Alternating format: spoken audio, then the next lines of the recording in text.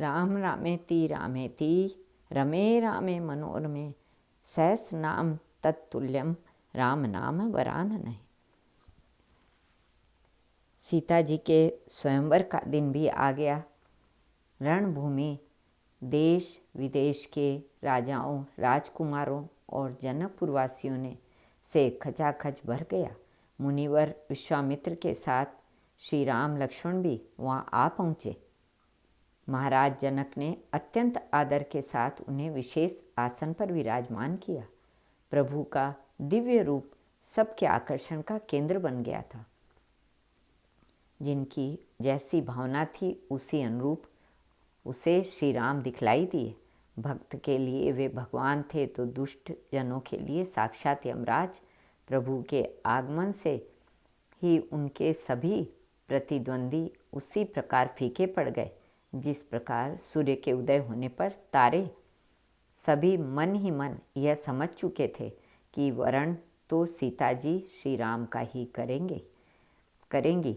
वंदी जनों ने महाराज जनक की पहले से रखी सीता विवाह के शर्त को उपस्थित लोगों के समक्ष पुनः दोहराया। शिवजी के इस विशाल धनुष को जो वीर तोड़ देगा, तीनों लोकों में यश के साथ राजकुमारी सीता उसे मिलेगी। बल के अभिमानी राजा जोर आजमाइश करने लगे। धनुष टस से मस न हुआ। सभी राजा राजकुमारों के बल की था लग गई। महाराज जनक पीड़ित स्वर में बोले, लगता है सीता का विवाह विधाता को मंजूर नहीं। अब कोई अपने को वीर कहने का अभिमान न रखे। मुझे तो पूरी धरती ही वीर विहीन जान पड़ती है। श्री राम के परम अनुयायी लक्ष्मण यह सुनकर तमक उठे।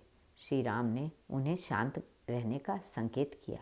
महर्षि विश्वामित्र बोले, राम उठो, धनुष तोड़कर जनक का परिताप दूर करो।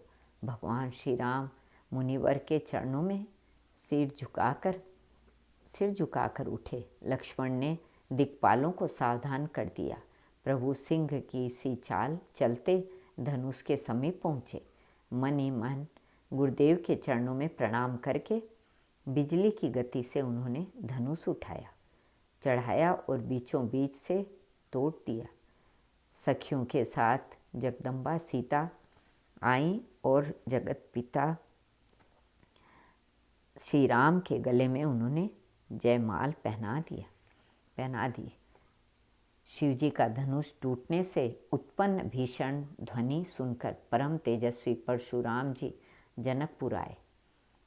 वे शिवजी के उपासक थे और उनका क्रोध संसार में प्रसिद्ध था।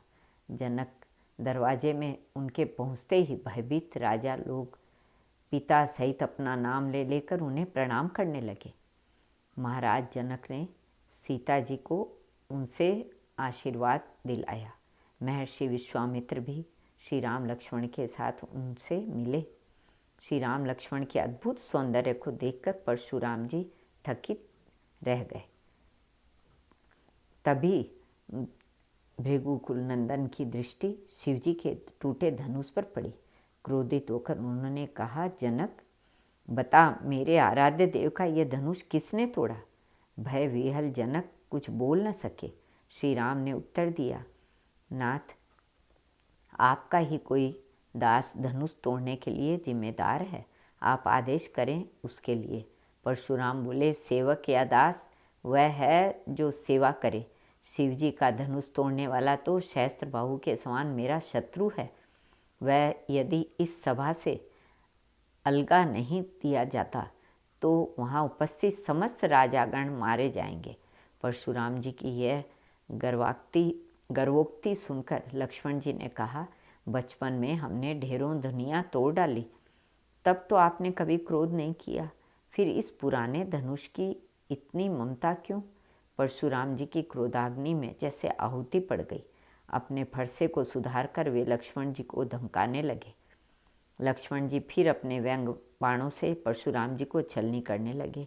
अंततः श्री राम ने पहले लक्ष्मण को संकेत से शांत कराया, फिर परशुराम जी की ओर उन्मुख होकर वे बोले, विप्रवर, आपका अपराधी मैं हूँ, मुझे आप जो चाहें दंड दें।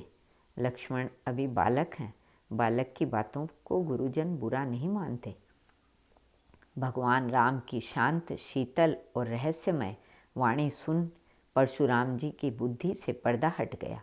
भगवान विष्णु का धनुष श्री राम को प्रदान कर वे महेंद्रगिरी पर तपस्या करने चले गए। श्री राम सीता का विवाह तो धनुष टूटने के साथ ही संपन्न हो चुका था, फिर भी कुल की रीति और परंपरा के अनुसार अयोध्या दूत भेजे गए। महाराज दशरथ सजी धजी बारात लेकर आए। श्री राम के साथ ही उनके तीनों भाइयों का भी विधिवत विवाह संस्कार संपन्न हुआ। भरत लाल का मांडवी के साथ, लक्ष्मण जी का उर्मिला और शत्रुघ्न जी का श्रुति कीर्ति के साथ। महाराज दशरथ अपने चारों पुत्रों और पुत्रवधुओं को लिवाकर अयोध्या वापस लौटे। अयोध्या की खुशी का पारावार न था। कुछ दिन वहाँ रहकर महर्षि विश्वामित्र भी अपने आश्रम को लौट गए। श्री कृष्ण अर्पणमस्तु।